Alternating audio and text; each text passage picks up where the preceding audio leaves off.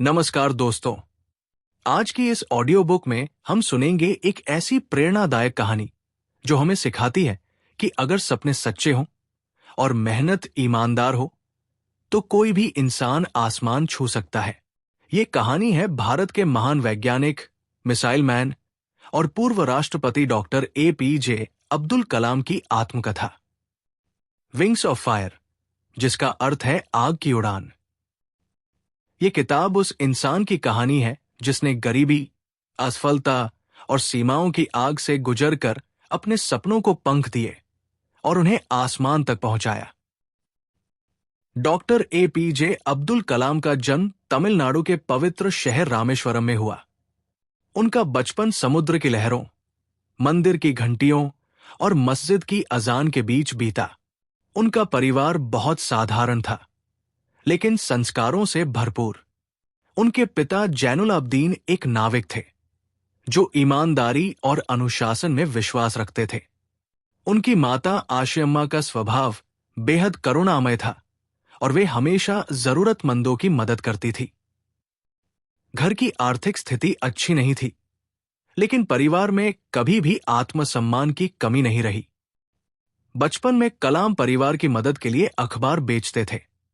ये काम उनके लिए सिर्फ कमाई का साधन नहीं था, बल्कि जिम्मेदारी और आत्मनिर्भरता की पहली सीख थी। उन्होंने बहुत कम उम्र में समझ लिया था कि परिस्थितियां कैसी भी हों, इंसान को अपने कर्तव्यों से पीछे नहीं हटना चाहिए। कलाम बचपन से ही बहुत जिज्ञासु थे। वे हर चीज को गहराई से समझना चाहते थे। जब उन्होंने पहली बार उड़ते हुए पक्षियों को देखा तो उनके मन में भी उड़ने का सपना पैदा हुआ। यहीं से विज्ञान, आकाश और विमान के प्रति उनका प्रेम शुरू हुआ। उन्होंने एरोनॉटिकल इंजीनियर बनने का लक्ष्य तय किया और पूरी लगन से पढ़ाई की। उनका सपना था कि वे भारतीय वायुसेना में फाइटर पायलट बनेंगे। इस सपने को पूरा करने के लिए उन्होंने कड़ी मेहनत की और परीक्षा पास करके इंटरव्यू के लिए देहरादून पहुंचे। इंटरव्यू कई दिनों तक चला। शारीरिक परीक्षा, मानसिक परीक्षण और तकनीकी सवालों से उन्हें गुजारा गया। कुल 9 उम्मीदवार अंतिम चरण तक पहुंचे, लेकिन वायुसेना को केवल 8 पायलटों की जरूरत थी। जब अंतिम सूची आई तो कलाम का नाम उसमें नहीं था।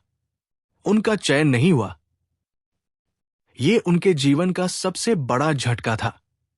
वे टूट गए। उन्हें लगा जैसे उनके सपने एक ही पल में बिखर गए हों। निराश मन से वे देहरादून की सड़कों पर घूमते रहे और उसी दौरान ऋषिकेश पहुंचे। वहां उनकी मुलाकात स्वामी शिवानंद जी से हुई। स्वामी जी ने उन्हें समझाया कि जीवन में हर व्यक्ति को वही भूमिका मिलती है जिसके लिए वह बना होता है। उन्होंने कहा कि भगवान ने उनके लिए कुछ और बड़ा तय किया है। इन शब्दों ने कलाम के मन को नई दिशा दी। उन्होंने उस असफलता को अपनी हार नहीं बनने दिया। उन्होंने समझ लिया कि कभी-कभी जो हम चाहते हैं उससे बेहतर हमारे लिए तय होता है। इसके बाद उन्होंने DRDO और इसरो में काम करना शुरू किया। यहां से उनके जीवन की असली उड़ान शुरू हुई। वे केवल एक वैज्ञानिक नहीं थे, बल्कि एक प्रेरणादायक नेता भी थे।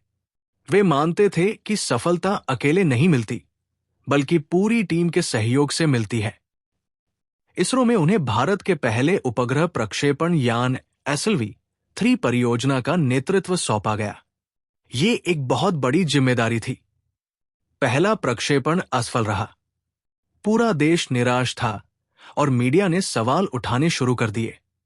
उस समय डॉक्टर कलाम ने पूरी जिम्मेदारी अपने ऊपर ली और अपनी टीम का मनोबल टूटने नहीं दिया। उन्होंने कहा कि असफलता अंत नहीं होती, बल्कि ये सीखने का अवसर होती है। उसी सीख के साथ उन्होंने दोबारा प्रयास किया और अगली बार वही मिशन सफल रहा। भारत ने अंतरिक्ष विज्ञान में एक ऐतिहासिक उपलब्धि हासिल की। ये पल डॉक्टर कलाम के जीवन का निर्णायक मोड़ बन गया। डॉक्टर कलाम का जीवन सादगी, अनुशासन और सेवा का प्रतीक था। बड़े पदों पर रहने के बावजूद उनका रहन-सहन बेहद साधारण रहा। वे बच्चों और युवाओं से मिलना पसंद करते थे, क्योंकि उन्हें देश का भविष्य उन्हीं में दिखाई देता था। उनका मानना था कि सपने वो नहीं होते जो हम सोते समय देखते हैं, बल्कि सपने वो होते हैं जो हमें सोने नहीं देते। उनका पूरा जीवन इसी विचार का प्रमाण है। वे चाहते थे कि भारत का हर युवा आत्मनिर्भर बने, शिक्षित हो और देश के विकास में योगदान दे। विंग्स ऑफ फायर सिर्फ एक आत्मकथा नहीं है, बल्कि ये हर उस इंसान के लिए मार्गदर्शन है जो हालात से लड़ते हुए अपने सपनों को पूरा करना चाहता है। ये किताब हमें सिखाती है कि असफलता हमें रोकने नहीं, बल्कि हमें बेहतर बनने के लिए आती है। अगर ये कहानी आपको थोड़ी सी भी प्रेरणा दे पाई हो, अगर डॉक्टर कलाम की ये उड़ान आपके सपनों को पंख देने का हौसला दे गई हो, तो इस वीडियो को लाइक करें और चैनल को सब्सक्राइब करें। कमेंट में जरूर बताइए कि आपका सपना क्या है और आप अपने जीवन में किस ऊंचाई तक उड़ना चाहते हैं। याद रखिए, हालात चाहे जैसे भी हों, अगर इरादे सच्चे हों, तो हर इंसान अपने लिए एक नई उड़ान बना सकता है। धन्यवाद।